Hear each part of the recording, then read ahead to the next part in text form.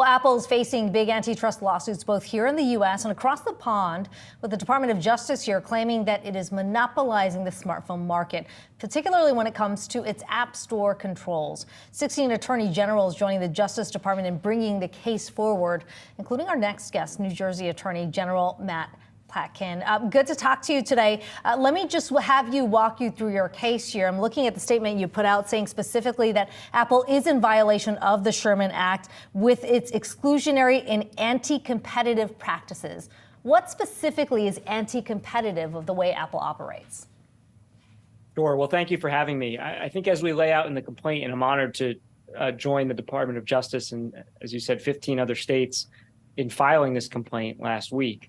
What we lay out is a pattern that Apple has engaged in of using its market share to restrict and exclude business practices in a way that stifles innovation and makes it harder for consumers to leave the iPhone platform. And as a result of that, it has driven up significantly its own profits and the cost of the products to consumers, so that now in 2024, people are paying over $1,500 for an iPhone, that if you adjust the 2007 price of an iPhone for inflation, it would only be $450. So I guess, Matt, I'm trying to understand. So consumers are paying this much for an iPhone, but Matt, I'm still trying to understand what the consumer harm is. If you look at customer satisfaction rates for iPhones, Matt, and this isn't my opinion. I mean, we have the data. They're off the charts, right? I mean, people love the iPhone. They buy it. Every September, Tim Cook introduces a new one. They buy that too. And if they didn't want to buy it, they have alternatives, right? There are Android devices. Well, actually, as we allege in the complaint, Apple's practices have made it harder for people to switch off their platform. So they don't allow things like super apps on their platform, which would allow you to do multiple things in a cloud-based app, messages, purchase products, play games, the way you can on other platforms. On those apps, when they're cloud-based, you don't need the expensive hardware that an iPhone requires. That would allow you to switch to a lower cost platform. Apple has made it harder to do that. They don't allow tap to pay on their any wallet other than their own wallet.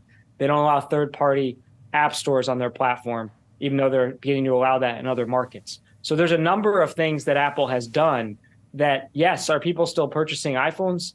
They are. 7 in 10 almost of every smartphone is an iPhone.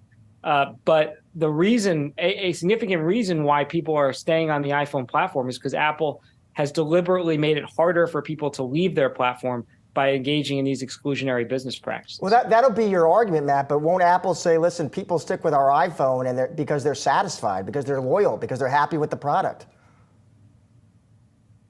Apple is free to make whatever arguments they want, but the facts are clear.